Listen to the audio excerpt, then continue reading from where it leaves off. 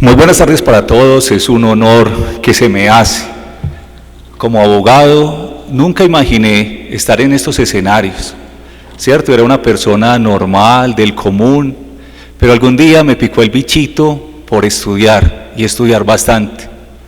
Más que un abogado, todavía soy abogado litigante, pero soy un docente académico, en el cual formo profesionales que van a ser jueces, fiscales, procuradores, que ya han llegado, hoy han llegado hasta ser magistrados de Tribunal Superior de Distrito Judicial.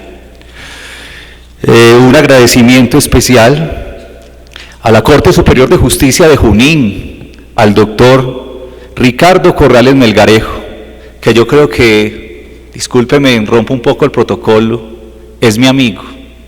Nos hemos encontrado en varios escenarios académicos y veo que él es una persona tenaz, es una persona que convoca, es una persona que le interesa que sus profesionales que están a su cargo siempre estén actualizados, de eso se trata. También agradezco muy especial acá a la gobernación, al Gobierno Nacional de Junín, que nos invita a este magno evento. Y miren esto, a los más de 60 expositores regionales, nacionales e internacionales que estamos participando de este gran evento. No es fácil realizar un evento de 2 semanas, pero gracias al doctor Ricardo y a esas hormiguitas que hay detrás de él, que son sus colaboradores del despacho y otras personas que están haciendo algunas prácticas en su despacho judicial, hoy hacen que este sueño sea una realidad. Del primer Congreso Internacional de Derecho, Proceso y Justicia. Antes de hablar de mi ponencia, quiero con todo respeto tocar algunos temas. El primero, no entiendo por qué todavía, miremos Latinoamérica o Suramérica, no tienen un código único, sea sustantivo, material o adjetivo procesal. Como sabemos, en Europa, el abogado puede litigar en diferentes países de la Comunidad Europea. Nosotros vamos a llevarlo al caso de Suramérica, no podemos litigar sino en nuestro país, por el principio de territorialidad de la ley, porque efectivamente tenemos una entidad que regula y vigila a los abogados en cada país, ¿cierto? Eso sería extraño. Pero déjeme decirle que Perú es un adelantado, ustedes son unos adelantados en lo que tiene que ver con innovación jurídica. Si bien es cierto que nuestro derecho viene de una cultura continental europea, como bien es sabido, y por eso recibimos con alegría, con los brazos abiertos, a todas aquellas personas, los italianos, los españoles, que vienen efectivamente a dejar algunas enseñanzas, pero Perú, al igual que Colombia, Argentina, Brasil, Chile, ya tienen capacidad para efectivamente un código procesal para la región. ¿Cierto? ¿Se imaginan que usted pueda litigar como abogado o que yo pueda litigar? Claro que ya tengo mi reconocimiento, ya voy a venir a litigar por acá, pero que pueda efectivamente usted ir a litigar a mi país. No nos diferenciamos. Si yo vengo hoy a Lima, primero llegué a Lima, la gente especial, no me siento un extranjero más, sino que me siento un peruano más. Me han atendido con todo agrado. No puedo decir, hoy ha pasado un evento y también quiero, en parte, pedirle disculpas a todos los peruanos. Ha pasado un evento que tiene que ver con nuestro presidente de Colombia. No digo que él no me represente, porque estaría vulnerando el derecho, porque somos un Estado social y democrático de derecho que votaron por él. Pero sí le quiero pedir disculpas al pueblo peruano por hacer unos comentarios que no fueron afortunados, y efectivamente de llegar a una región que a ustedes le pertenece, y una región que por las noticias que hemos visto, Santa Rosa, comparte con los colombianos de Leticia y aquellos de Brasil, amigos solidarios. Y ahí viene otra reflexión que les quiero hacer en este momento. Los códigos procesales en toda Latinoamérica hoy son muy procesales. ¿Qué quiere decir que son muy procesales? Son tienen ritualismos sagrados. Yo les preguntaría a ustedes, ¿acaso con un código nuevo que modifique la competencia, que modifique los términos, que modifique los sujetos de la actuación procesal, el justiciable, que es el ciudadano de a pie como ustedes tienen allá afuera y como existe en toda Latinoamérica, le puede llegar la justicia? Hoy nos tenemos que repensar en ese sentido. Y mi ponencia, que es una ponencia, no voy a hablar hoy, si usted me consulta, tengo muchos temas en el internet que hablé sobre la oralidad en el sistema procesal, la génesis del derecho laboral y de la seguridad social. En mi casa, me disculpará mi esposa, que hoy está acá presente y que me acompaña, que se habla todo el día de derecho procesal. Y fuera de eso me llama el doctor Ricardo para que venga a hablar del tema y me dice, ya te veo que vas a ir, pero no te voy a ir solo, vas a ir conmigo. Se habla del derecho laboral, es mi vida, ya llevo muchos años en los cuales he compartido estos temas y déjeme que no somos diferentes. Todas las figuras, instituciones procesales que ustedes tienen, ahora nuestro profesor italiano hablaba, y mire, para sorpresa de ustedes, su ley es del año 2018. Nosotros tenemos una ley, la ley 1996 de 2019, que habla de la ley de apoyos, en los cuales sale la figura de la interdicción por demencia y la interdicción por disipación, haciendo, como él dice el profesor italiano, una condición ¿a qué? A los convenios y tratados internacionales. Mi ponencia es, cuando lo pensé, dije, quiero hablar de un tema que tiene mucho por decir. Y es más, me sorprendí cuando uno diría que voy a sacar unas razones, un listado, y saqué 21 razones por las cuales sería importante. Y dice así: del inadecuado eficientismo legislativo que hace nugatorio el reconocimiento de los derechos en materia de los derechos mínimos irrenunciables en materia laboral y que dificultan la administración de justicia. También tengo que hacer otro paréntesis porque en mi país se dio algo a la inversa de lo que les voy a contar acá. Hace poco, en el mes de abril, se saca en vigencia o se promulga el nuevo Código Procesal Laboral y de la Seguridad Social, el cual entrará en vigencia en el mes de abril del año 2026, con la tristeza de que el Código Procesal Laboral fue encomendado a magistrados de la Corte. Magistrados de la Corte, nosotros tenemos jueces, tenemos magistrados de Tribunal Superior de Distrito Judicial y magistrados de la Corte Suprema de Justicia, Sala de Casación. Los magistrados tuvieron la oportunidad, porque mire que la iniciativa legislativa empezaron en los magistrados de la Corte, y allí tenían la oportunidad de cambiar nuestro código procesal, hacerlo un código que efectivamente pudiera llevar la justicia al justiciable, en esas relaciones laborales, que efectivamente el trabajador se le reconocieran sus derechos, y el empleador podría exigir efectivamente porque estaba reconociendo un dinero por la prestación personal del servicio. Pero déjeme decirle, ustedes también lo tienen como lo tenemos nosotros. De ahí con la tarea, que esa tarea yo creo que se la voy a contar al oído al doctor Ricardo, es que él tiene tanto poder de convocatoria que volvamos a hablar de un código único en materia procesal para Latinoamérica. ¿Y cómo le parece que los magistrados de mi país tuvieron la oportunidad de hacer un código que efectivamente no generara barreras para el acceso a la justicia del justiciable? Y no lo hicieron, porque hablé con el presidente de la Cámara de Representantes del Congreso de Colombia, el doctor Germán Blanco, y me dijo: Mauricio, lo que pase la Corte, eso lo vamos a aprobar en el Congreso. ¿Y cómo le parece? Teníamos un Código Procesal Laboral de 156 artículos, imagine que tampoco, en los cuales, si bien trataba de responder a las necesidades del proceso laboral, porque algunos dirán, es que el proceso laboral es especial.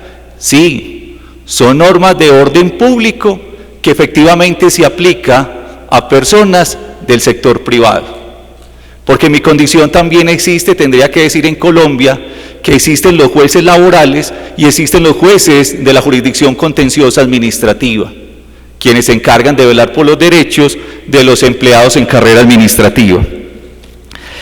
Para comenzar, es importante señalar, y con la finalidad de lograr una estructura coherente a nuestro tema objeto de análisis, las complejas relaciones de carácter laboral en Latinoamérica. Sí, son complejas en todos los países. En todos los países se da, y lo vamos a trabajar en esta ponencia, la informalidad. Miles de personas que a diario trabajan, pero que no tienen un reconocimiento legal de condiciones. Y frente a este incierto panorama, nosotros sí valoramos aquellas relaciones de trabajadores subordinados que responden a la categoría de dependientes y que han logrado como población económicamente activa acceder al mercado laboral real, esto es, mediante el lleno de los requisitos formales y en atención a las disposiciones particulares de carácter laboral y de seguridad social vigentes para el Estado. Nos tenemos que unificar. Ayer yo dije, estaba hablando con mis jueces, tomé algunos apartes de la prueba de oficio. Yo que a veces la prueba de oficio, que lo expuso, diría yo, una persona que aprecio mucho en este congreso, la doctora Diana Ramírez Carvajal, y entonces yo hablaba con los jueces de la ciudad, y ellos tienen reparo hacia la prueba de oficio, pero la prueba de oficio en materia laboral, yo les diría que es acercar a la justicia al ciudadano. Es que ellos dirían, yo no le voy a hacer la tarea al juez que ocupa al abogado que ocupa la posición de demandante en el proceso o que ocupa la posición de demandado. No, no es eso. No es hacerle la tarea al otro abogado, sino que efectivamente el juez pueda llegar a la justicia real y material. Hay unas palabras que también se las comentaba a mis jueces en sus sentencias. Hay dos frases que para mí son lapidarias y que no las enseño a mis estudiantes. Uno, que existen sentencias para enmarcar. Después que se haya corrido un proceso formal, un proceso ordinario y a continuación siga el ejecutivo, el empleador no tiene ya las condiciones o medios económicos para pagarle al trabajador, y muchos hablan de sentencias para enmarcar. Otra triste frase, la segunda es, brilla por su ausencia, señor juez. No digamos la frase que brilla por su ausencia, porque si algo brilla es porque lo tengo ahí, pero si usted dice que brilla por su ausencia es porque al justiciable no le va a llegar. Nos quedamos en un rito formal. Algún día tiene que cambiar. Y mire, en materia laboral, yo ayer decía que expresé una frase y ellos después me dijeron, ve, ¿por qué dijiste eso, Mauricio, si aquí en Perú significa otra cosa? Y yo le dije, discúlpeme, pero no era mi intención. Pero nosotros tenemos los derechos laborales, en mi país, están en 5 grupos. Y se van a dar cuenta que en su país se refieren a los mismos, pero con diferente nombre. Qué rico que todo fuera igual. Lo que sí no entendí, ahora se lo pregunto a ustedes, algo, y tuve la oportunidad también con el doctor Ricardo, de conocer la reforma que se está proponiendo al Código Procesal Laboral peruano. Y los elementos que tiene un trabajador en Colombia dependiente, y que por eso esa categoría rescato y es importante, uno es el salario. Es que si usted efectivamente ejerce una actividad subordinada, se le tiene que pagar una remuneración que se conoce como salario, bien sea salario en dinero o salario en especie. ¿Por qué? Por la prestación personal del servicio. En Colombia, en su código sustantivo, dice qué elementos constituyen salario y cuáles no. De igual forma, un segundo grupo son las prestaciones sociales. Ustedes las tienen acá con diferente nombre, pero hablando con el abogado Javier de Lima, él me decía, sí, eso es lo mismo, pero acá lo tenemos con este nombre.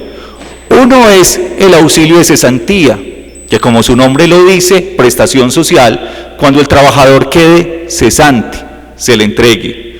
Pero la ley ha evolucionado, ha modulado, que también se le entrega si él necesita comprar una unidad habitacional, una casa, tome su auxilio de cesantía. Si necesita que su esposa, su hijo, él personalmente estudiar en una universidad, pagar con el auxilio de cesantía. Otro concepto de prestación social son los intereses a las cesantías. que se reconoce el 12% anual al trabajador.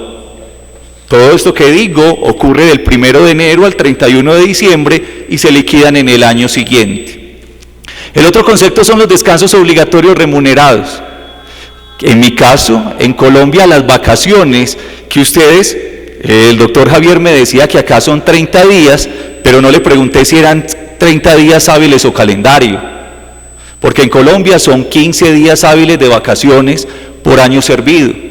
Y también se conoce como descanso obligatorio remunerado el trabajo en días de descanso obligatorio y en días festivos, como el día patrio, si se trabaja, también tiene una remuneración adicional.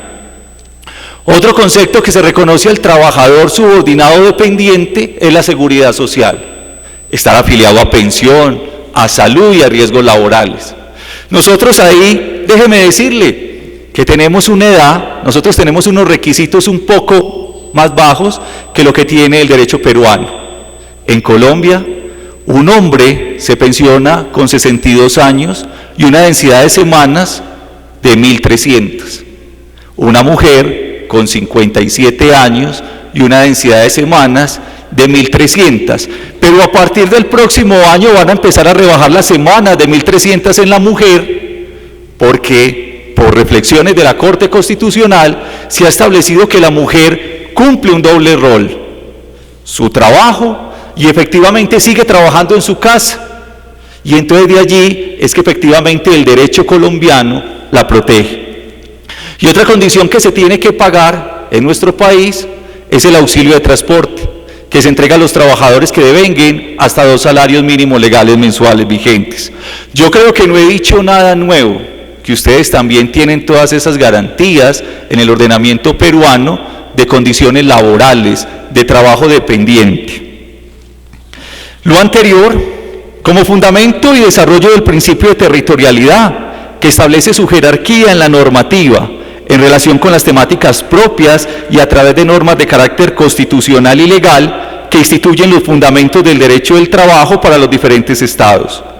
Entre los postulados que han sido plasmados en normas positivas en los últimos años en la región, y en algunos de ellos hoy considerados como fundamentales, podríamos destacar en codificaciones disímiles de Latinoamérica los siguientes: la igualdad de oportunidades para los trabajadores.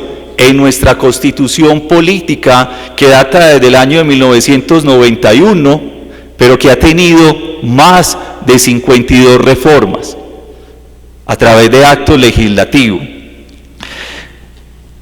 Sería también otro, remuneración mínima vital y móvil, esta proporcional a la cantidad y calidad del trabajo, la remuneración mínima vital y móvil.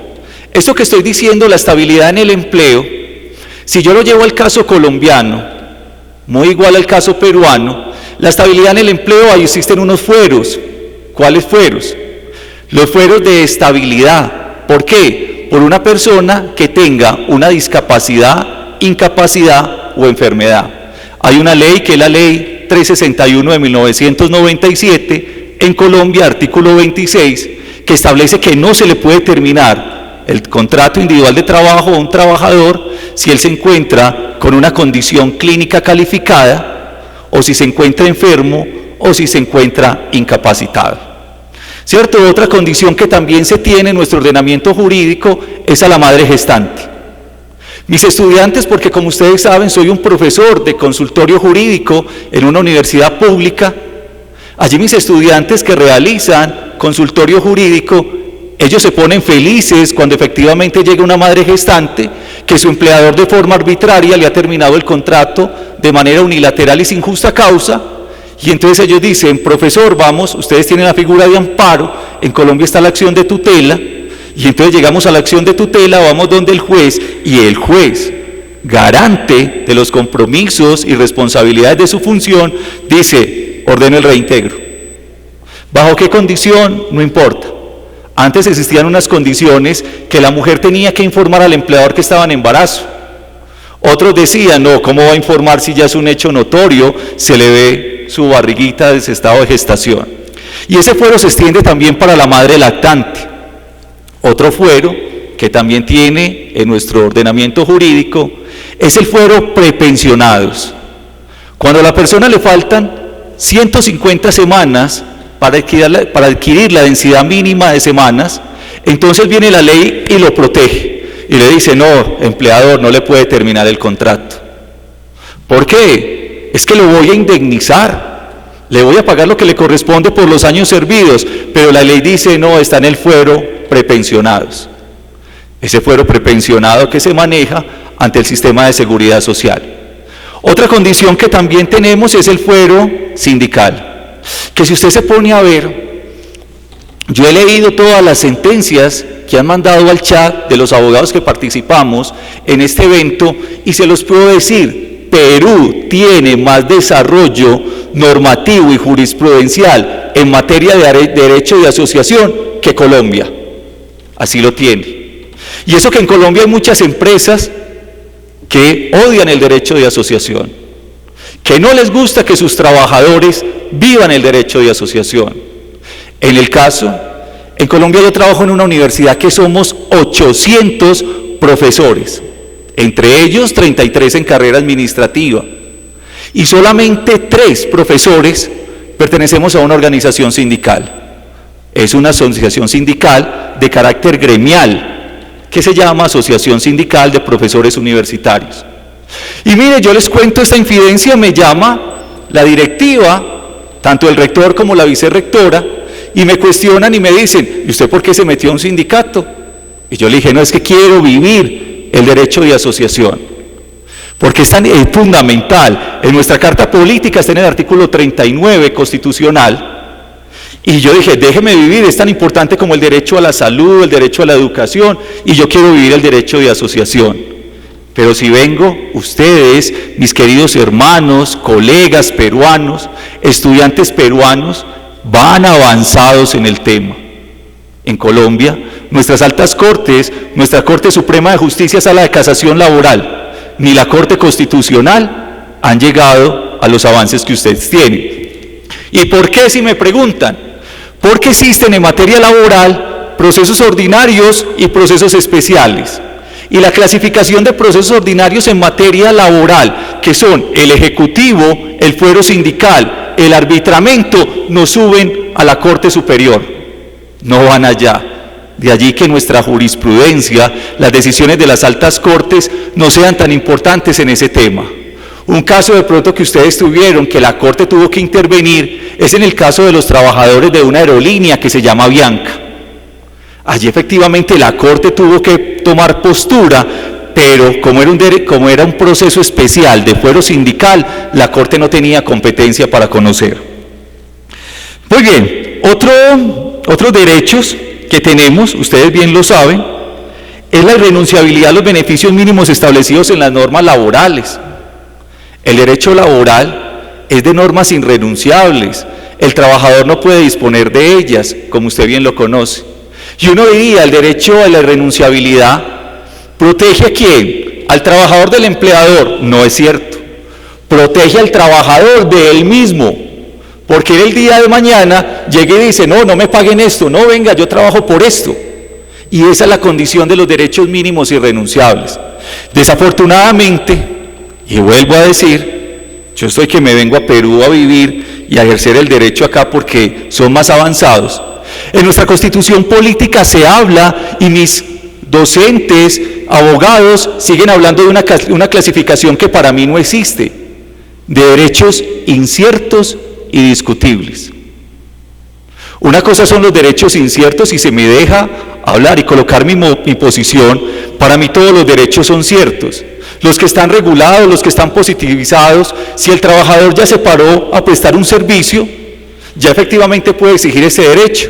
Pero es que la Corte confundió los derechos inciertos con las meras expectativas de derecho. Y déjeme, le coloco un ejemplo de una mera expectativa.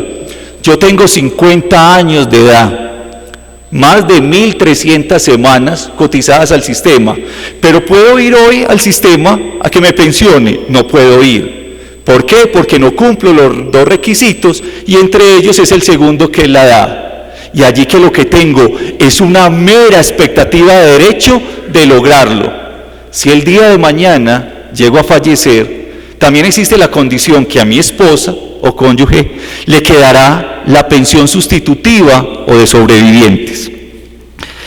Eso como derechos mínimos, facultades de transigir y conciliar sobre derechos que se otorguen y reciban directamente entre empleadores y trabajadores, no de aquellos que su pago o cotización debe realizarse en favor del trabajador en una entidad del fondo administrador por decreto de la ley.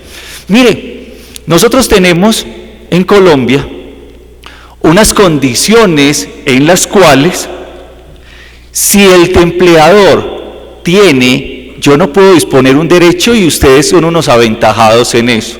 Los que ya leyeron la nueva propuesta de Código General del Proceso de Perú, hay dos figuras que se llaman mecanismos anticipativos de terminación del conflicto. Métalos allá, la transacción y la conciliación. La transacción aquella que se hace entre el empleador y el trabajador para terminar un conflicto y que no vaya donde el juez. Y la otra es la conciliación, cuando necesitamos a ese tercero imparcial, que puede ser una conciliación extraprocesal o puede ser una conciliación procesal. Pero mire qué tan inteligentes ustedes, cómo en ese código de proyecto le dan mérito ejecutivo a la transacción. En Colombia no se da a la transacción, al acuerdo entre el empleador y el trabajador, no se le da mérito ejecutivo. Tendría que el trabajador iniciar un proceso ordinario y efectivamente obtener una sentencia de fondo y allí iniciar un proceso ejecutivo. Ya van aventajados en su caso.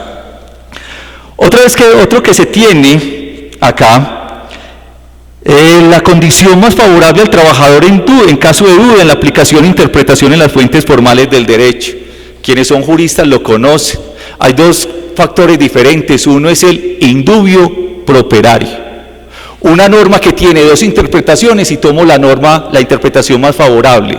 Y otra es favorabilidad, que la favorabilidad es legal, más no probatoria. En otro caso que también nos encontramos, primacía de la realidad sobre las formalidades establecidas por los sujetos de las relaciones laborales. De esto estamos llenos.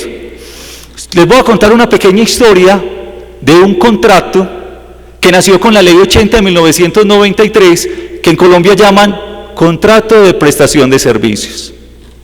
El contrato de prestación de servicios se clasifica es que por su autonomía e independencia. No estoy diciendo que un contrato de prestación de servicios no exista en el ordenamiento jurídico latinoamericano. Claro que sí existe, pero no hay una subordinación. Nosotros tenemos en la entidad pública a muchas personas, las contratan, las ponen en unas tareas subordinadas y le dice, usted no es trabajador de la empresa, usted es un contratista de prestación de servicios. Y como contratista de prestación de servicios es lo que nosotros nos vamos a este principio constitucional de la primacía de la realidad sobre las formalidades establecidas por los sujetos de las relaciones laborales, y qué tristeza que sea el mismo Estado quien envía todos los días miles de procesos donde los jueces, congestionando la justicia, porque la gente dice, quiero que se declare el contrato realidad. Yo no soy un contratista, yo no soy autónomo e independiente, yo soy un trabajador subordinado. Después de esta seguimos la garantía a la seguridad social integral. En el año 2012, he sido un bendecido porque me llamaron la ministra de Justicia de Bolivia y me dijo, Mauricio, vamos a hacer una reforma al Código Procesal Laboral y la Seguridad Social boliviano. Fui a La Paz a exponer el código, me mandaron el proyecto y efectivamente vi que no había una figura que se llamaba la prescripción en el ordenamiento jurídico boliviano. Pues déjeme decirle que en este ordenamiento jurídico, en el proyecto de reforma al Código Procesal Laboral peruano, tampoco la advertí. En Colombia sí la tenemos, la figura de la prescripción. Y la explicaba la figura de la prescripción: si un trabajador deja en actividad 3 años para no reclamar un derecho, después de que efectivamente ha terminado la relación laboral, quien ocupa la posición de parte demandada en el proceso, se consigue un abogado. Y déjeme decirle que también lo decían los señores jueces. El día de mañana, soy muy católico, el día de mañana no sé cómo efectivamente voy a pagar estas deudas con Dios, pero saben, esos procesos llegaban, a mí me contratan y me dicen, Mauricio, ve, me demandaron. Y yo no le digo al empleador, no, vaya, páguele, es que le des el salario, le des las prestaciones, le des los descansos obligatorios remunerados. Yo no le digo que le pague, sino que efectivamente mi derecho, lo que me enseñaron, la cultura continental europea me trajo acá y estaba muy plasmada en el ordenamiento jurídico colombiano, que le dice, mire, si efectivamente el trabajador no ha reclamado y ya han pasado 3 años, no le pague, vaya a juicio, consiga un abogado y procesalmente alegue la figura de la prescripción de los derechos. ¿Cierto? Tristemente, no la advertí en Bolivia y no la advierto que exista en materia procesal en Perú. Nosotros sí la tenemos. También tenemos la garantía, la capacitación, el adiestramiento, el descanso necesario, la protección especial a la maternidad, al trabajador menor de edad, pero no tenemos otra condición que ustedes tienen, al adulto mayor. No la tenemos. Constitucionalmente no la hay. Pero es que aquí en Perú sí protegen al adulto mayor y en varios escenarios lo hemos mirado que ustedes tienen.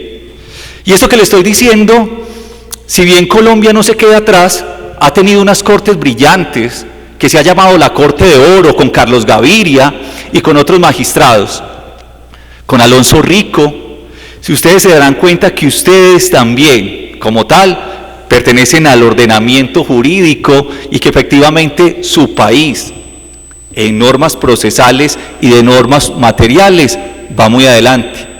Pero yo me pregunto, esas normas en materia procesal y en materia sustancial, efectivamente sí se dinamizan en el Estado social de derecho que ustedes dicen tener, porque es al justiciable el que se le tienen que reconocer esos derechos. De otro lado, y en la orilla más próxima advertimos de la informalidad que se apellida laboral, de la cual y entre sus características más generales está el no contar con una remuneración básica. En mi país también. O sea, lo invito, vaya a Colombia. O sea, esto, Huancayo es una ciudad colombiana, se los va a encontrar igual. No sé si efectivamente todas, lo de turismo que se hace acá, esos trabajadores tendrán todos los derechos laborales o no los tendrán. En mi país mucha gente no lo tiene, que trabaja en parques, plazas y que efectivamente busca una remuneración, pero no la obtiene, así sea semanal, quincenal o mensual. Y esto ocurre para millones de personas que realizan actividades sustentadas en la escasez.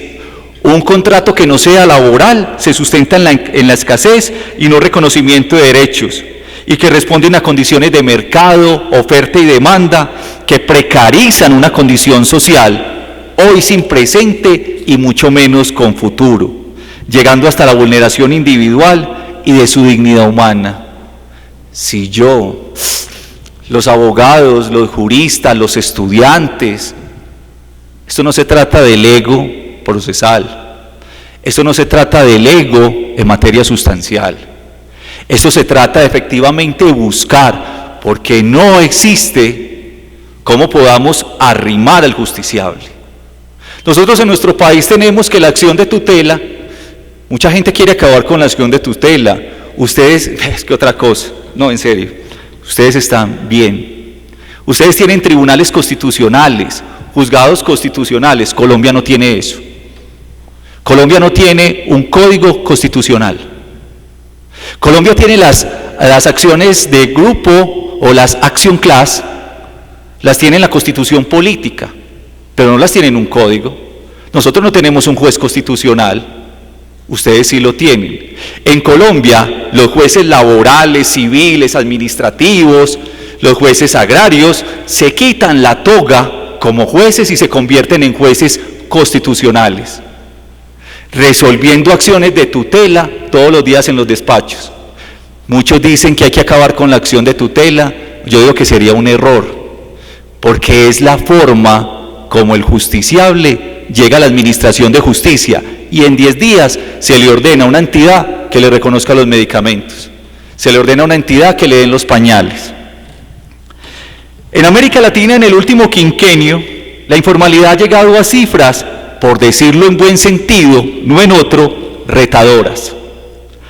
Por todo lo que se debe hacer por un Estado mediante la implementación de políticas, estrategias, exploración de nuevas dinámicas económicas, sociales y jurídicas, como por ejemplo un 84.9, estos son los datos que arroja la Organización Internacional del Trabajo, la OIT, de la informalidad en América Latina, pero si usted va a revisar hoy Perú y se va a revisar hoy Colombia, es superior. Como por ejemplo el 84.9 de informalidad en Bolivia, de 79 en Guatemala, de 69.1 en Salvador, de 68.9 en Paraguay, de 68.4 en Perú, dice 68.4 en Perú, pero hoy la consultaba y hablaban de más, de 63.5 en el Ecuador, del 62.1 en Colombia, del 54.3 en República Dominicana, de 52.8 en Panamá, de 49 en Argentina, de 47.1 en Brasil. ¿Y cómo le parece a ustedes que con la pandemia del coronavirus COVID-19, 158 millones de personas en Latinoamérica ingresaron al trabajo informal? De allí que como medio para resolver problemas, olvidando principios como el de sostenibilidad financiera, claro que lo digo porque hay unos casos muy especiales. En Colombia existe una entidad que se llama el Instituto Colombiano de Bienestar Familiar. El Instituto Colombiano de Bienestar Familiar protege a los niños que han sido desamparados o que han sido vulnerados sus derechos a través de su restablecimiento y los ubica en algunos hogares de paso o los ubica en algunas instituciones. ¿Cómo le parece que allí existían unas madres o existen unas madres que se llaman madres comunitarias? Y también lo dejaré para que usted algún día lo consulte, que las madres comunitarias reclamaron ante los jueces para el reconocimiento de sus derechos laborales, pero no triunfaron sus pretensiones. ¿Por qué? Las Cortes alegaron el principio de sostenibilidad financiera. Si efectivamente reconocían los derechos laborales, era una cifra muy importante que tenía que pagar y decidieron no hacerlo. De allí que como medio, la sostenibilidad financiera también la tenemos en el número de beneficiarios o interesados directos. Y hoy se acude por propios extraños con iniciativa legislativa a tratar de buscar en una norma jurídica la solución de un problema social y tal vez de la falta de definición-acción por parte del Estado en atender, priorizar y restablecer derechos mínimos e irrenunciables de sus ciudadanos. ¿Cierto? Tenemos problemas en todos nuestros países. ¿Y qué hacemos? No vamos a generar una ley. ¿Ustedes creen que las leyes efectivamente pueden solucionar las dificultades? Es que los que estudiamos Derecho, por allá nos enseñaban nuestros maestros, las figuras como la autotutela y la heterocomposición. La heterocomposición es ir donde el juez con sus decisiones. Antes es muy importante, pero le toca solucionar problemas estructurales. Y en sentencias de la Corte Constitucional y de la Corte Suprema de Justicia le han dicho al Congreso, legisle sobre eso, que no tenemos un conocimiento. Muy bien. Pareciera que no ocurriera en el presente siglo, de avances tecnológicos inesperados y con el apoyo de las inteligencias artificiales que resuelven complejos fenómenos de manera ágil y eficiente. Mire lo que pasó con la inteligencia artificial. Es un tema que tenemos que hablar. El año pasado, todos los congresos que se dieron en el país, incluyendo en Perú, hablaron de la inteligencia artificial.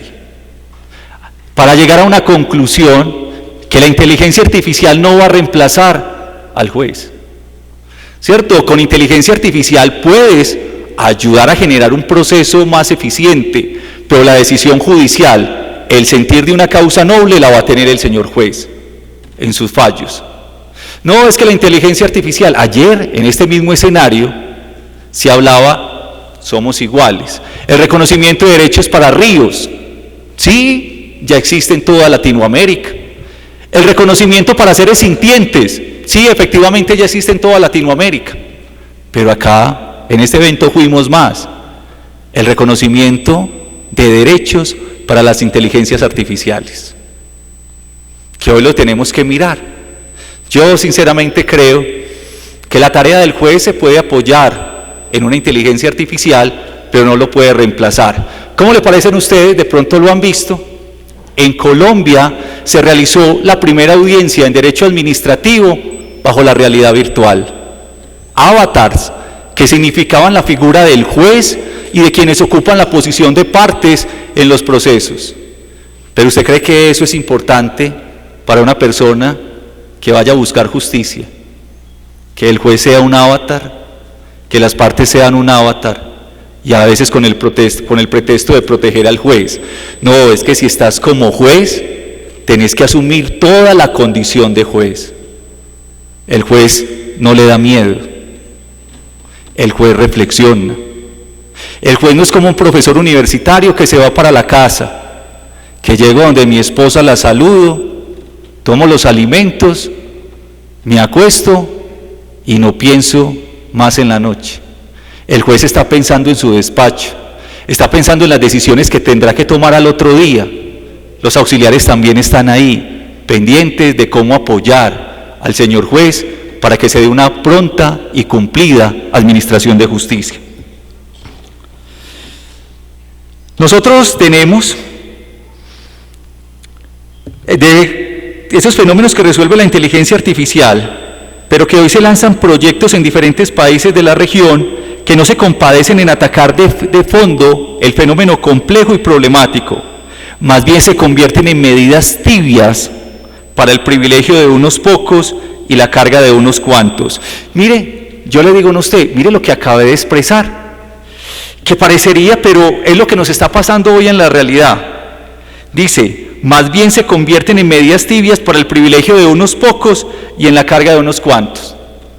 El sistema pensional colombiano, hoy, nosotros en toda Latinoamérica tenemos también el mismo sistema pensional. El sistema pensional viene de Alemania. Es más, si usted conoce el nombre de Instituto de Seguros Sociales, en Colombia se llamaba el Instituto de Seguros Sociales, viene de Alemania. Alemania entró a Chile y efectivamente entró a todos los países del Cono Sur.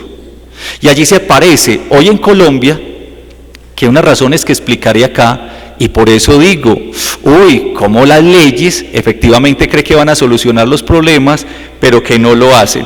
¿Y por qué el privilegio para unos pocos? En Colombia dijo, si usted no ha cotizado la ley pensional, que también tuvo reparos, porque no se le dieron los debates correspondientes en el Congreso, y fue sancionada así, pero nosotros tenemos una Corte Constitucional.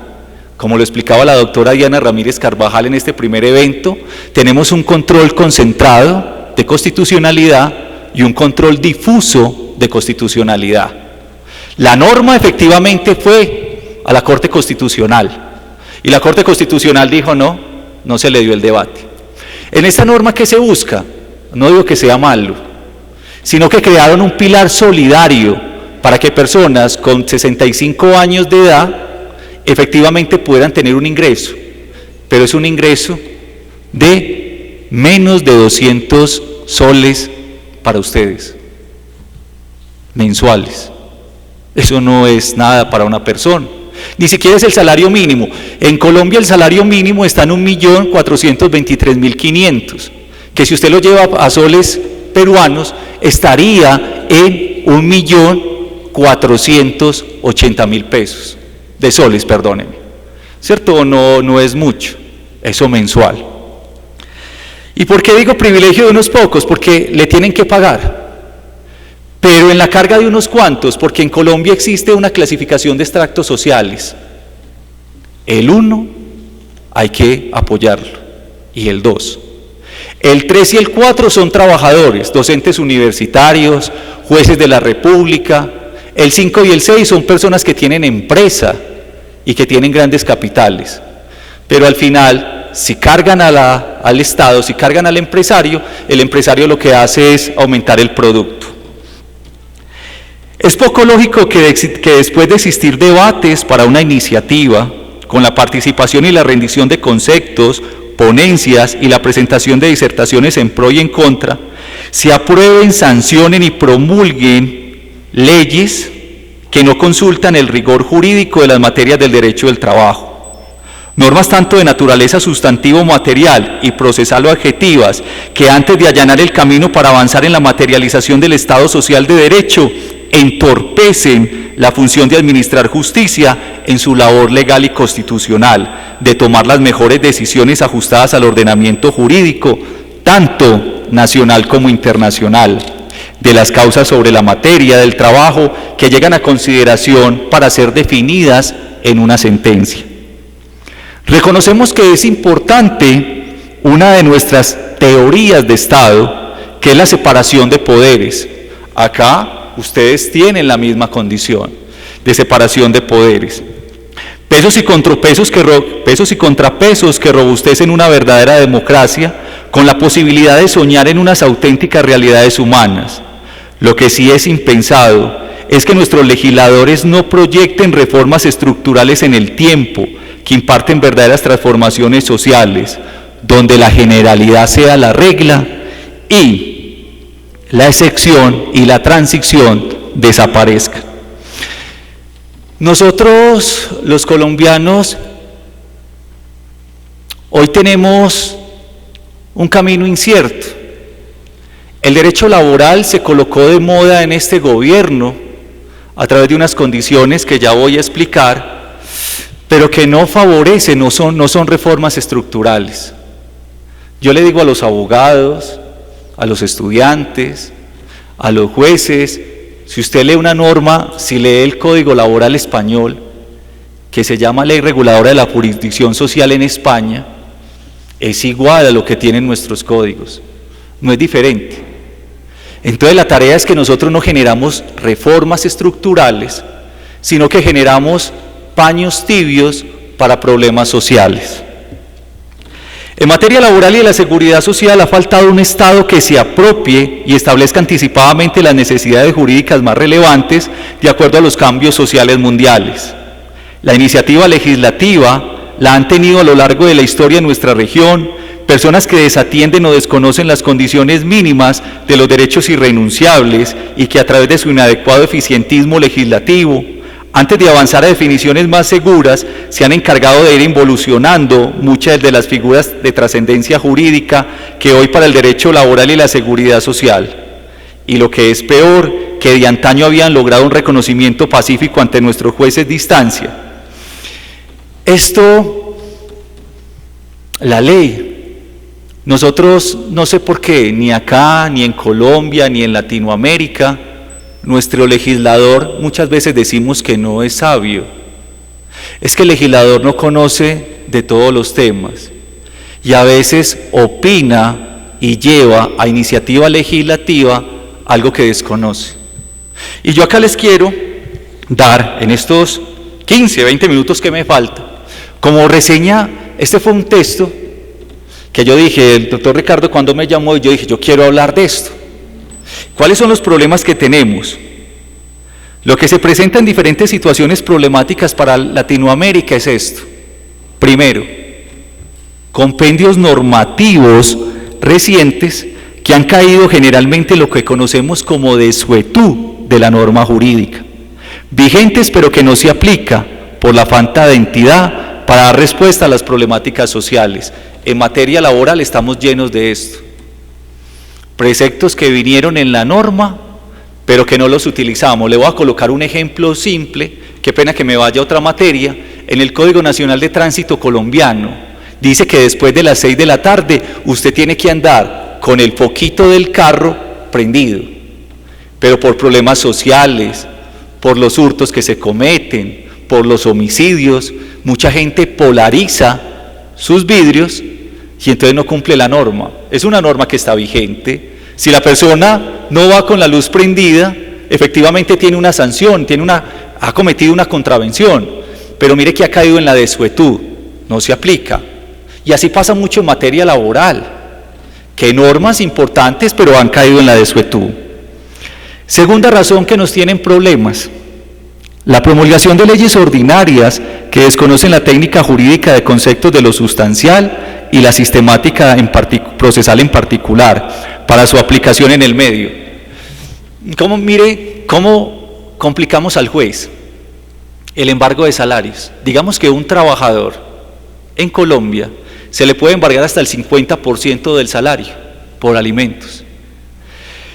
Y viene el reclamante y le dice, después le envían un memorial al juez: juez, usted le ordenó el embargo del 50% del salario, ¿y por qué no le embargó las prestaciones sociales? ¿Por qué no le embargó las vacaciones? ¿Por qué no le embargó las indemnizaciones? Porque la norma no dice eso. La norma dice que le podrá embargar hasta el 50% del salario. ¿Cómo el juez va a hablar más allá de la norma? Pero déjeme decirlo que han sido jueces que efectivamente han tomado posturas diferentes. Dicen, no, es que salario es todo lo que recibe el trabajador. ¿Cierto? La imprecisión jurídica del legislador, por no conocer el tema, lleva a un conflicto al juez. Porque hay jueces que han dicho, no, es que sí, embárguele las cesantías y ya se va a retirar. Pero mire que no hay una coherencia ni articulación frente a lo que se está hablando.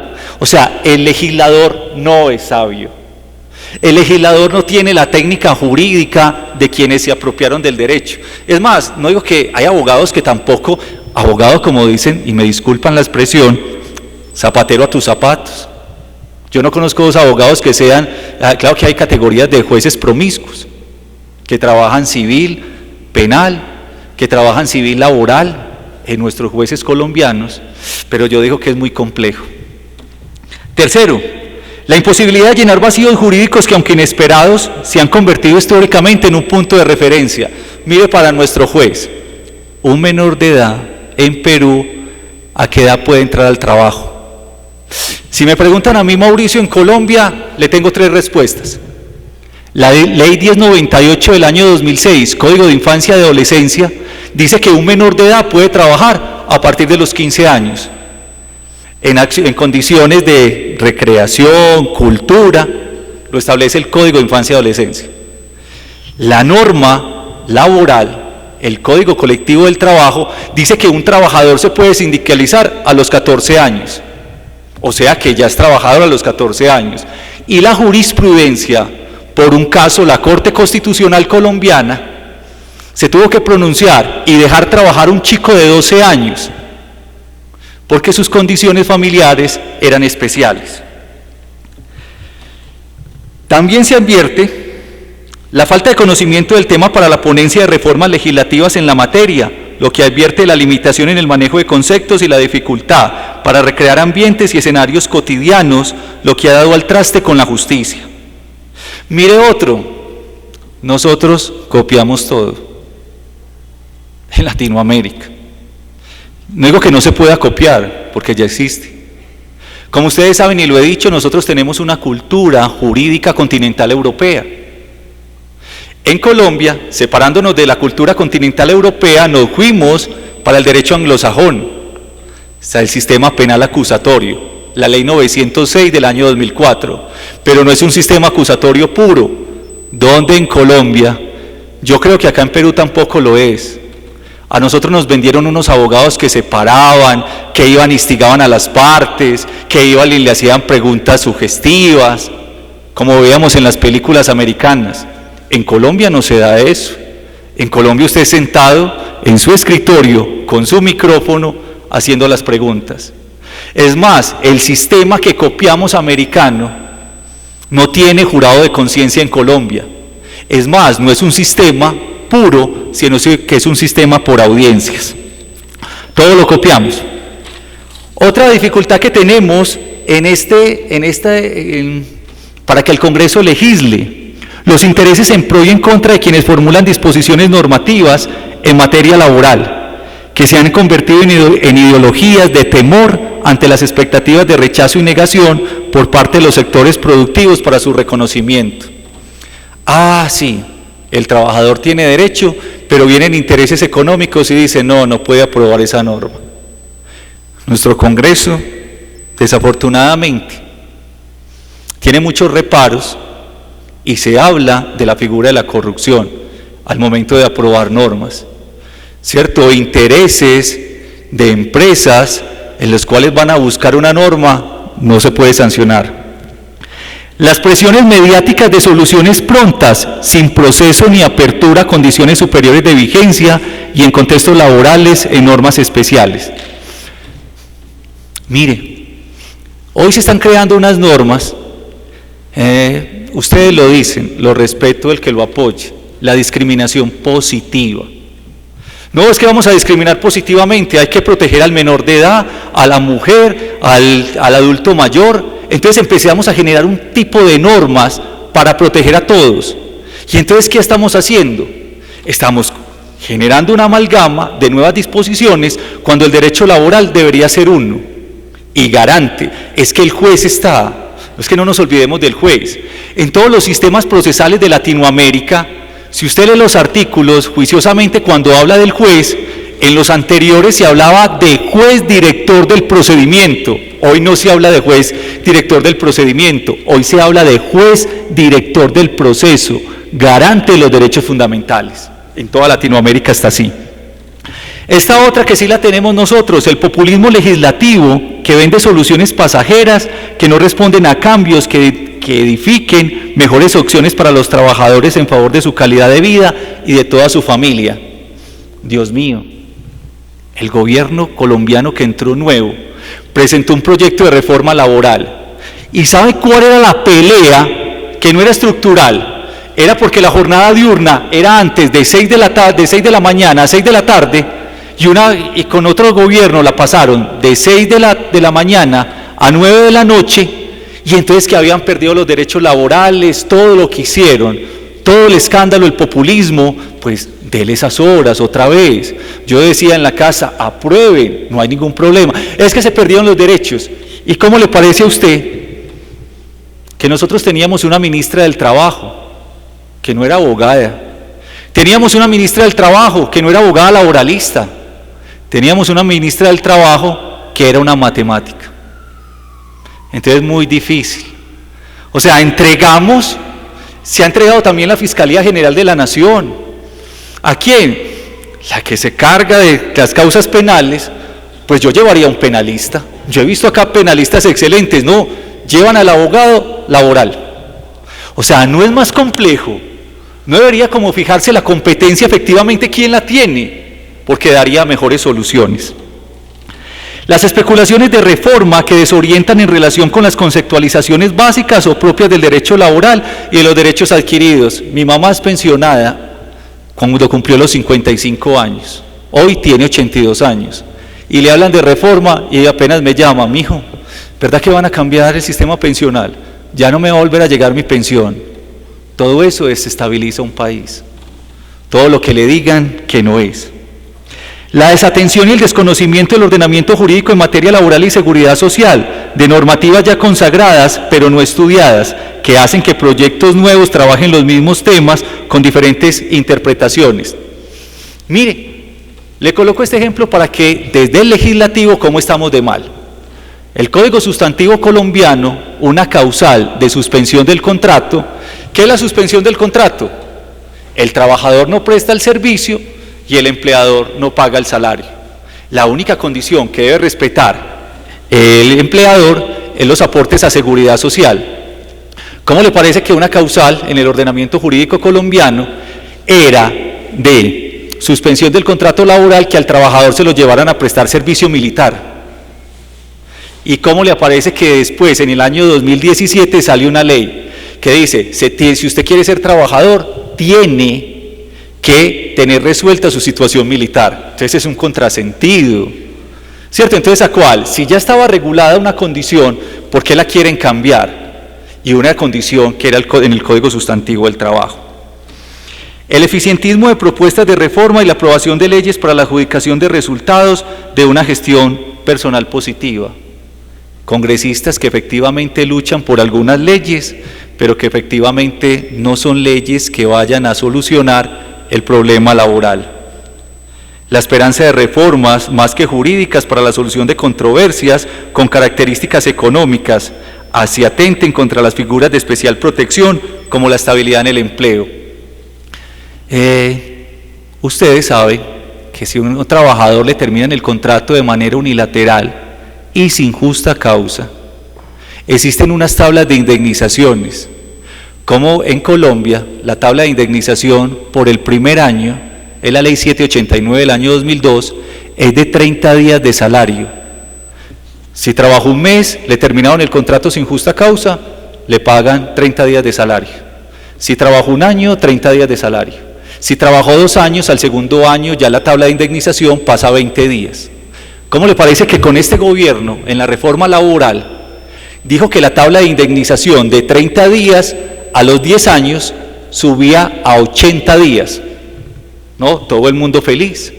Pero no pensaron una consecuencia más allá, que como subía la tabla de indemnización en 50 puntos, o sea, 50 puntos a favor del trabajador, ¿qué hace el empleador? Y ya lo habíamos vivido con otra ley. Pues antes de cumplir los 10 años, a todo el mundo le pueden decir, no, yo lo termino el contrato hoy, porque es mejor indemnizarlo con 30 y 20 que no con 30-80.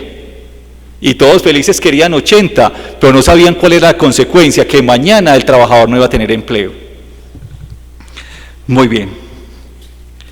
Mire este que tenemos acá, el bajo nivel educativo de millones de trabajadores, problema que tenemos en nuestra Latinoamérica, que instrumentalizados por unos cuantos que agitan reformas y cambios legislativos sin conocer de sus derechos mínimos irrenunciables de conformidad con las normas vigentes que regulan la materia. Nosotros hemos visto trabajadores que quieren quemar el código sustantivo del trabajo, pero ni siquiera sabe qué derechos tiene. Cambiemos la Constitución cuando ni siquiera la vivimos, y eso es complejo, ¿cierto? En un caso, me gusta el derecho de asociación, como saben, pertenezco a un sindicato, pues les preguntaban a los trabajadores, un 1 de mayo que en Colombia se celebra el Día del Trabajo, ¿ustedes por qué están protestando? Porque estábamos trabajando para una empresa temporal y ya llevamos 10 años en Coca-Cola. Qué triste, el trabajador lo deberían orientar mejor, porque la legislación laboral colombiana, con una empresa de servicios temporales puede trabajar 6 meses, un semestre, como máximo 2, y si trabaja más de 2 semestres, ya no es trabajador de la empresa de servicios temporales, sino que es trabajador de la empresa usuaria. Entonces mire que a veces salimos, jugamos con el trabajador cuando no lo debiera hacer. Muy bien, y ya para ir terminando, y este sí me interesa, la irracionalidad de sectores que supuestamente defienden los derechos laborales individuales y colectivos de los trabajadores, que olvidan sus facultades y funciones como la de contribuir a la unidad entre trabajadores y empleadores, consolidando su relación bajo parámetros de justicia, respeto mutuo y subordinación a la ley, desconociendo las garantías laborales, el trato digno y la consideración como individuo social, que después de ser un compañero de trabajo, se convierte en un ser humano que va a su casa, que es un padre, tío y que es un familiar. ¿Y por qué hablando de esto? Porque yo lo he escuchado, se lo he escuchado a muchos colegas peruanos, pero es algo que tenemos que cambiar desde la universidad a quienes lo venden, que hablan de la desigualdad entre trabajadores y empleadores, que efectivamente leyeron todos los libros de autores que no recordaré en este momento, pero que siguen hablando de la desigualdad, que ven al empleador como el malo y al trabajador como el débil. Cuando superemos ese escenario nos daremos cuenta que lo que se trata es una relación de un binomio, donde si progresa es que el empleador ¿por qué va? Por utilidades, y el trabajador ¿por qué va? Por mejorar sus condiciones y su calidad de vida. Cuando dejemos ese discurso es que el juez, ¿usted cree, señores abogados, que el juez puede proteger al débil con el sistema procesal que tenemos? ¿Usted cree que el juez le puede decir, no, usted sí es el débil, pero usted no probó, y entonces venga, yo le reconozco el derecho? Ni siquiera el juez lo puede hacer. Y entonces es el discurso que seguimos nosotros sustentando, porque este derecho laboral tiene que cambiar. Todos los empleadores no son malos. Yo trabajo con empresas que reconocen todos los derechos laborales, A mí personalmente me reconocen todos los derechos laborales, pero el discurso, ¿qué digo yo?, manipulador, de figura de la desigualdad, da lugar a más desigualdad entre quienes efectivamente nuestros códigos, si usted lee el código, en Colombia, el artículo 378 del Código Colectivo del Trabajo dice facultades y funciones de los sindicatos y los empleadores. Allá no dicen, es que ustedes son adversarios, es que ustedes no se pueden ver, no, allá dicen que tienen que ir de la mano.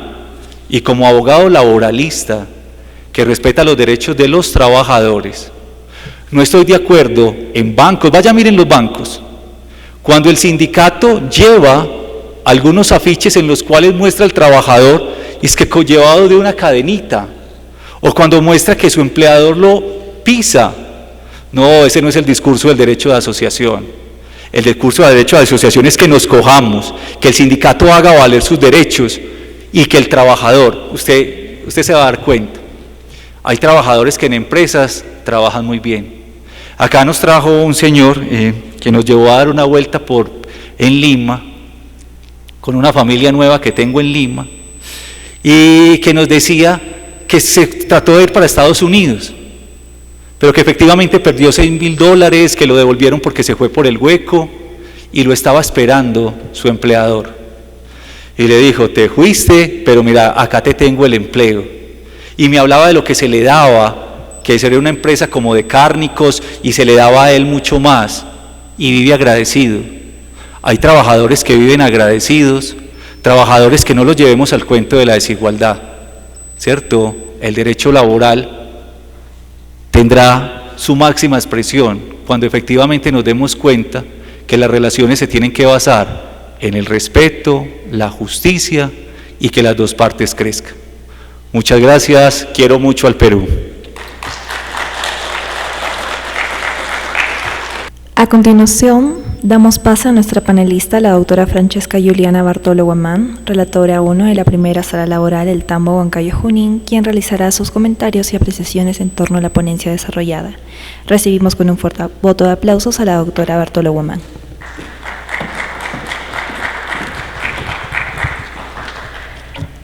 Bien, buenas tardes con todos. En primer lugar, dar la bienvenida al doctor José Mauricio Arredondo del Río. Doctor, bienvenido a la incontrastable ciudad de Huancayo. Como un preámbulo respecto a los comentarios de los cuales voy a ser muy sucinta, le comento que nuestra ciudad tiene tradición constitucionalista. En nuestra ciudad incontrastable se promulgó la Constitución de 1839, una asamblea que se realizó y fue una constitución que tuvo varias innovaciones que luego han persistido en las posteriores constituciones y actualmente la de 1993. Bien, bueno, el tema que nos ocupa, que usted ha desarrollado y que me parece que entraña, el título ya entraña el sentido de lo que usted quiere decir, ¿no? El inadecuado eficientismo legislativo que hace nugatorio el reconocimiento de derechos mínimos e irrenunciables en materia laboral y que dificulta la función de la Administración de Justicia. Bueno, entiendo que no solo las leyes van a permitir que se puedan proteger los derechos laborales desde una perspectiva práctica, ¿no? Abundan en nuestros en sistemas como los países latinoamericanos, abundan las leyes, ¿verdad? Eso es lo que tenemos en exceso. Y bueno, lo que usted señala pasa también en nuestro país, ¿no? El populismo legislativo, la necesidad de promulgar leyes sin un estudio minucioso, de repente sin aplicar esta justicia dialógica de la que tanto se habla, de invitar a diferentes actores del sistema, al sector empresarial, a los trabajadores, de pronto a los docentes universitarios, a los abogados litigantes, a los magistrados, a los operadores del sistema de justicia, para aportar a un proyecto que realmente pueda dinamizar el proceso y consolidar lo que queremos, ¿no? Que es hacer efectivos los derechos fundamentales. Bien, estuve prestando mucha atención a lo que señalaba, y en nuestro país, bueno, también tenemos jueces laborales en general, pero tenemos jueces que se abocan a los casos de naturaleza privada, del sector privado, los jueces de la justicia ordinaria laboral, y también los jueces laborales, pero que ven los procesos laborales del sector público en la vía del proceso contencioso administrativo, ¿no? En cuanto a la prueba de oficio que usted señalaba, pues también dentro de nuestra nueva ley procesal del trabajo, así se denomina, que no es tan nueva porque ha sido promulgada en el año 2010, también el juez laboral tiene facultades oficiosas, puede solicitar pruebas de oficio, inclusive en segunda instancia, ¿no? Y esto se debe a que si revisamos el título preliminar de nuestra ley procesal peruana, hay uno de los principios fundantes del proceso y es justamente perseguir la verdad, ¿no? Entonces, ahora que se está discutiendo mucho sobre la reforma del Código Procesal del Trabajo, aquí en el Pleno del Poder Legislativo del Congreso de la República, se señalaba que era imperioso que esta facultad continúe, porque en un proceso laboral, claro, partimos de un proceso eminentemente protector, ¿no? Y que se deriva de la realidad, de la realidad y de la desigualdad, de la asimetría que existe entre el empleador y el trabajador. Eso es algo innegable. Entonces, dada esa situación, el proceso laboral y lo que se resaltaba tiene rasgos inquisitivos, porque justamente el juez tiene que equilibrar esa situación y existen ciertas cargas que se le asigna a cada parte procesal, pero que engloban una orientación a la protección de los derechos del trabajador. Entonces, en esa parte estamos igual. En cuanto a las categorías, usted señalaba que diferencian al trabajador las remuneraciones, el auxilio de cesantía, que entiendo que esa es la nomenclatura que tiene en Colombia, en nuestro caso es la compensación por tiempo de servicios, y respondiendo a su pregunta respecto a los descansos obligatorios remunerados, en nuestro país son de 30 días naturales. Bien. En cuanto al despido, nuestra legislación dentro de nuestro, hay un decreto supremo 003-97-TR, que es la normativa que regula el tema de las causas de despido. El despido de una mujer, de una madre embarazada, que no tiene causa justa, se constituye un despido nulo. Y usted señalaba que eso se iba mediante el proceso de tutela, ¿no? Que en nuestro país es el proceso de amparo. Bueno, actualmente en nuestro país tenemos un problema, ¿no? Que se ampariza casi todos los procesos y el Tribunal Constitucional pues ha emitido también precedentes vinculantes. Tenemos un precedente vinculante, el Gorríos, mediante el cual ha desarrollado vías igualmente satisfactorias para la protección del derecho. Entonces, nuestro proceso ordinario laboral de la nueva Ley Procesal del Trabajo, que es el que tenemos actualmente, está diseñado para proteger ese derecho y sí se considera que es una vía igualmente satisfactoria. En cuanto al foro sindical, bueno, esto sí es importante resaltar de nuestro proceso laboral peruano. Usted hacía referencia a que no se podía de repente obtener mucho desarrollo jurisprudencial por parte de la Corte Suprema porque estos procesos no llegaban a la sede de casación, ¿verdad? En nuestro proceso pasa algo distinto porque la nueva Ley Procesal del Trabajo regula específicamente que todas las materias vinculadas a la actividad sindical las conoce el juez especializado de trabajo. ¿Eso qué implica? Que la apelación la va a conocer la Sala Superior y que, de ser el caso y cumpliendo las causales que establece el artículo 35, sí va a llegar a la Corte Suprema. En ese sentido, nosotros sí tenemos jurisprudencia que es desarrollada por parte de la Corte Suprema y en ese sentido es orientadora, ¿no? Bueno, en cuanto a los mecanismos alternativos de solución de conflictos, a los que tanto se hace referencia, porque lo que se prepondera y en nuestra legislación, bueno, en la nueva ley procesal, se da la posibilidad de que el juez o que las partes puedan conciliar y transigir hasta antes de la expedición de la sentencia en segunda instancia. O sea, las partes pueden conciliar en cualquier momento del proceso y es más, el juez laboral insta en todo momento a las partes a que puedan arribar a una solución conciliatoria. Y en cuanto a ese punto sí tenemos algo interesante, ¿no? Lo que usted señalaba. Nosotros tenemos, después de que las partes llegan a una conciliación, tiene que haber un control por parte del juez laboral, que es un test de disponibilidad de derechos, ¿no? En ese test de disponibilidad de derechos, el juez verifica, el juez laboral y dice, bien, van a conciliar, perfecto, pero vamos a verificar si esto supera este test. Y solamente son 3 criterios sencillos, ¿no? Que verse sobre derechos dispositivos, que no estén respaldados, o sea, no tengan carácter de irrenunciables. En segundo lugar, que el titular del derecho sea el que está disponiendo y que en todo momento esté asesorado por su abogado, ¿no? Como una garantía de la defensa cautiva.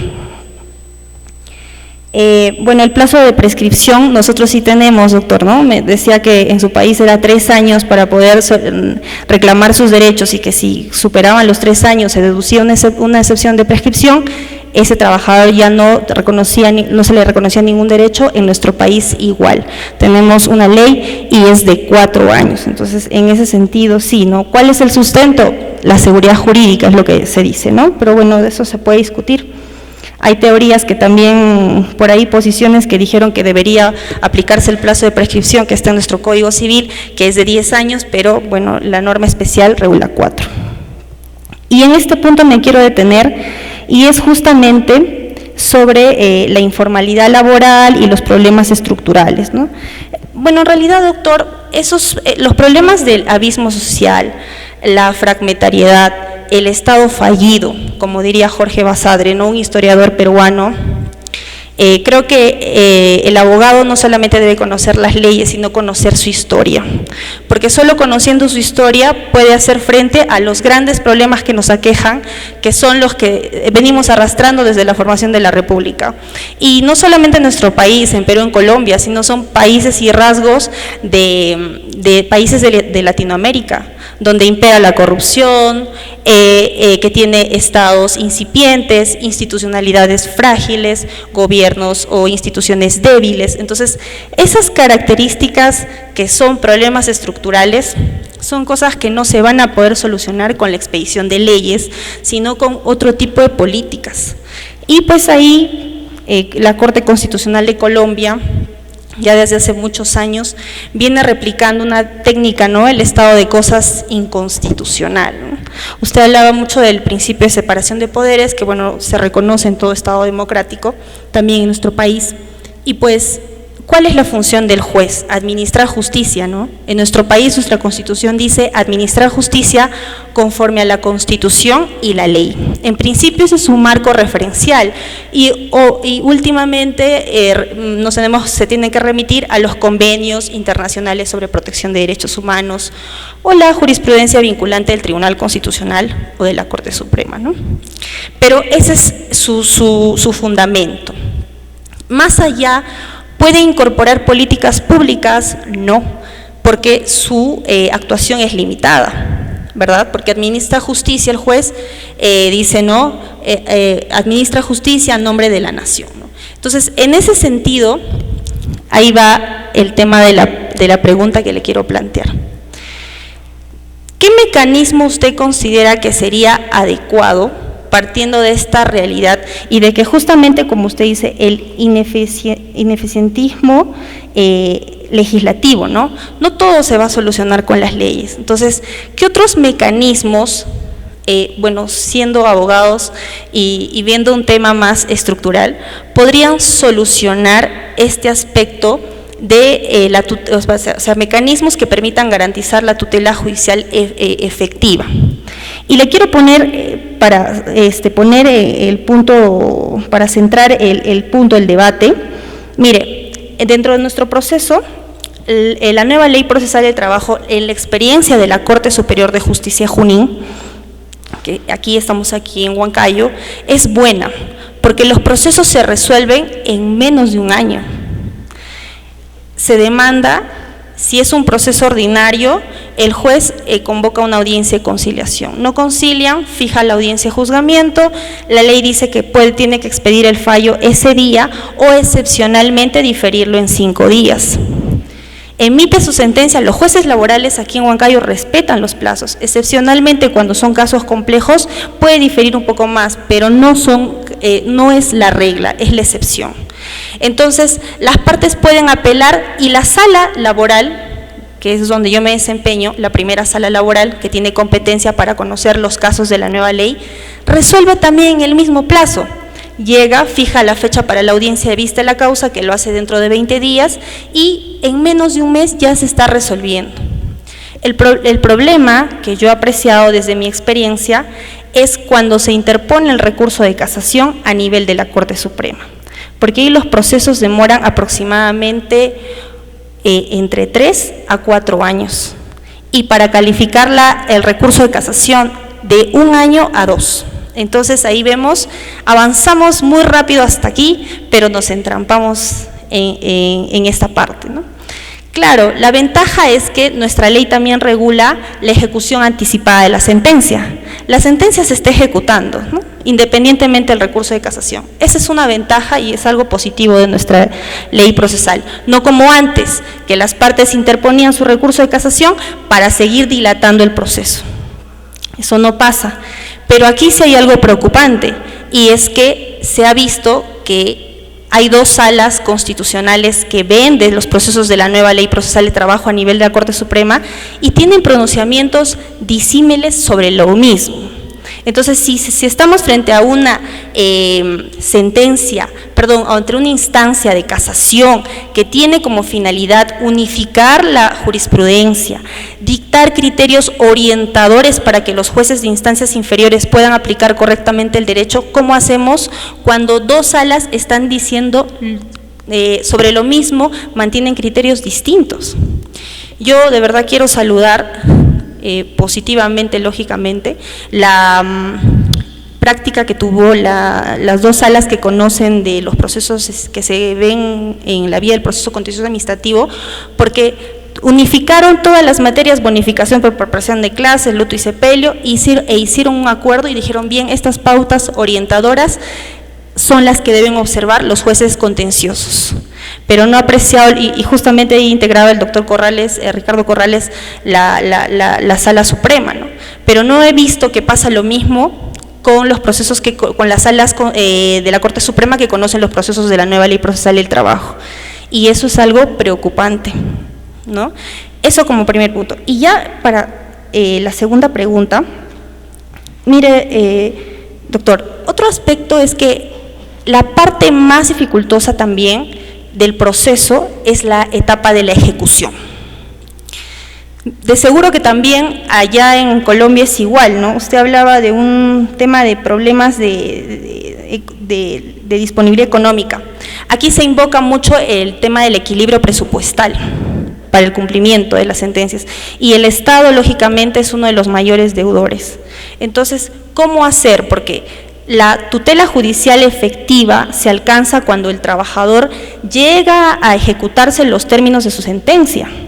Muchos trabajadores tienen su sentencia y no la pueden ejecutar por muchos años, o de repente fallecen y no ven que su derecho se le haya asegurado en vida, y eso es preocupante, ¿no? Entonces, aquí hay un tema ya justamente de política estructural. Y ahora estoy leyendo un libro bastante interesante que lo traje, es El costo de los derechos, de Steve Holmes y Cass Sunstein. Justo creo que él fue asesor de Barack Obama, ¿no? Y pues hablan de un aspecto muy importante, ¿no? Y es que la materialización de los derechos entraña un costo, porque queremos garantizar que se respeten los derechos de los trabajadores. Queremos asegurar actividades de fiscalización, pero todo eso, ¿qué hay detrás de eso? Una inversión estatal para pagar todo un sistema de fiscalización, ¿verdad? Remuneraciones, trabajadores, etcétera. Entonces, ¿cómo hacemos cuando justamente uno de los problemas que afronta nuestro Estado es el tema de la distribución de los recursos? ¿Cómo priorizamos eso? Porque toda la efectivización de todo derecho entraña un costo, e inclusive en materia laboral, ¿no? Si nosotros nos ponemos a pensar en macro, los trabajadores en el proceso judicial están exonerados del pago de aranceles mientras su pretensión no supere las 70 unidades de referencia procesal, ¿no? Pero si superan, pagan el 50%. Entonces hay una gratuidad del sistema laboral. Pero ¿quién asume ese incumplimiento del deber del empleador? Porque el trabajador todavía tiene que ir al Poder Judicial para que su derecho se haga efectivo. Y de hecho va a obtener una sentencia probablemente que le reconozca el derecho que está siendo conculcado. Pero esa negligencia y omisión por parte de los empleadores, finalmente, ¿quiénes la asumen? ¿No somos acaso los peruanos con nuestros impuestos? Entonces, Esos son dos puntos que quiero poner en debate, doctor. Muy agradecida por su exposición y quedo atenta a sus valiosas reflexiones, comentarios sobre los puntos que he tratado. Gracias. Muy bien, todo lo expresado por la doctora, muy interesante, valioso. Yo sinceramente en Colombia, la invitación es que por eso digo, ustedes son mejores, nosotros un proceso laboral. Tenemos un proceso laboral, el proceso laboral se divide en dos tipos de procesos, unos que son los ordinarios y otros son los especiales. Los ordinarios manejan dos tipologías, el proceso ordinario laboral de única instancia, cuya cuantía, suma de pretensiones, factor objetivo, no supera los 20 salarios mínimos legales mensuales vigentes. En Colombia alrededor de 26 millones de pesos, acá serían como 27 millones de soles. ¿Y 25? ¿26?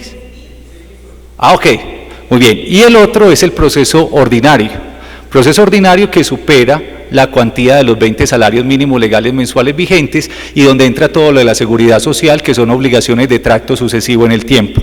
Yo le quisiera decir que, bueno, son afortunados en el tiempo que maneja, de eso se trata. Uno de los principios del derecho procesal es la agilidad y la celeridad del proceso. Nosotros no. ¿Cómo le parece que nosotros tenemos dos audiencias?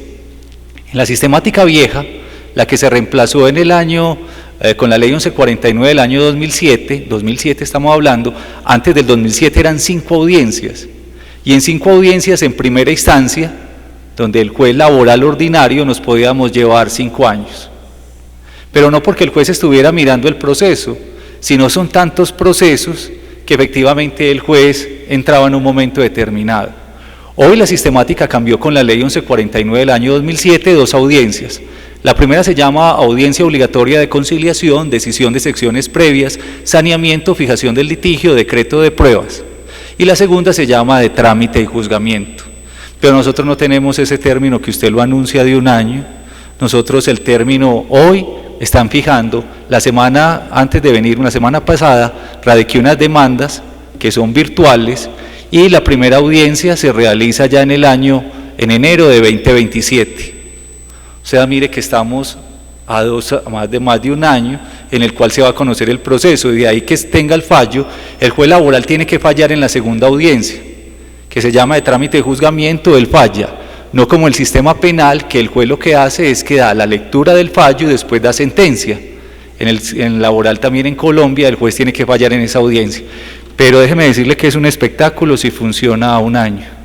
Nosotros como mínimo en primera instancia estaríamos a 3 años y medio.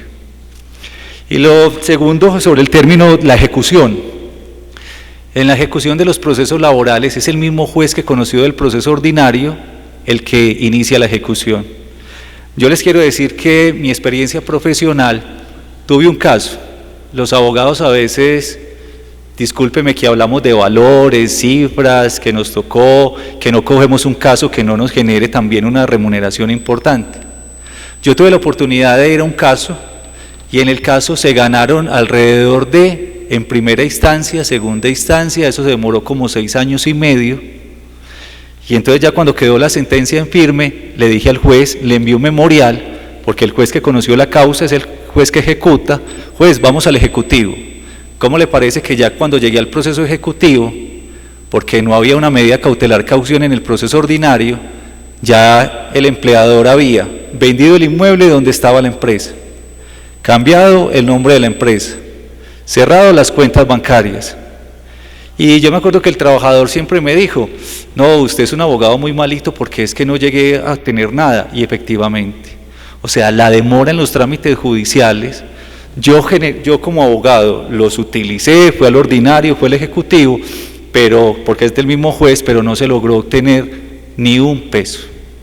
Entonces triste porque allí, como dicen, son sentencias que la persona se siente mal, es cierto, pero nuestra tarea no es ir más allá de lo que no se puede. Esto es una obligación de medio, no de resultado. Entonces lo que usted también dice sobre la casación, las decisiones de las cortes, si no son unificadas, le van a generar al juez mucho problema. ¿Cierto, juez? Que se tomen las decisiones, si no están unificadas. En Colombia hay temas laborales que la unificación por la Corte Suprema de Justicia a la casación laboral no ha sido eficiente y que hoy tenemos dudas de cómo puede fallar el juez de instancia. Sobre los términos, y también se los contaba a los señores jueces, y ya para terminar, y aprovechando que la otra ponente se le presentó la dificultad, yo trabajé en el Instituto de Seguros Sociales, y en el Instituto de Seguros Sociales colombiano, ellos le dieron por no reconocer las pensiones de vejez a los trabajadores. Entonces salía la resolución negando la pensión. Efectivamente, ellos demandaban con abogados que se conseguían, demandaban por su derecho pensional. Cuando llegaba la demanda, yo la veía y yo decía, el trabajador tiene razón, o sea, él tiene derecho a pensionarse. Pero ¿sabe qué me contestaba mi jefe en el Instituto de Seguros Sociales? Es que nosotros no lo contratamos para mirar si ella tiene la razón, sino para que usted conteste la demanda. Contestaba la demanda y había que contestar, no diciendo que tenía razón. Yo no me allanaba al momento de contestar la demanda, sino que decía que la norma había sido derogada, pero sabía que no lo era. Los estudiantes me dicen, Mauro, ¿no te parece eso muy poco ético? No, ético es el sistema. Entonces los jueces en primera instancia condenaban, iba donde mi jefe con la sentencia y me decía, usted ya sabe qué hacer, abogado.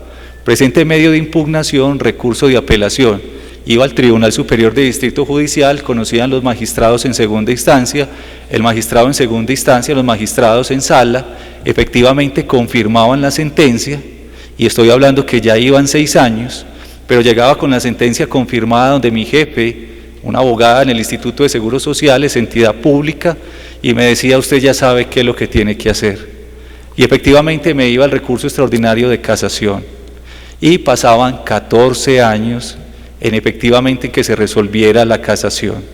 Tristemente muchas personas que presentaron la reclamación de su pensión, como usted bien lo afirmó, no la disfrutaron.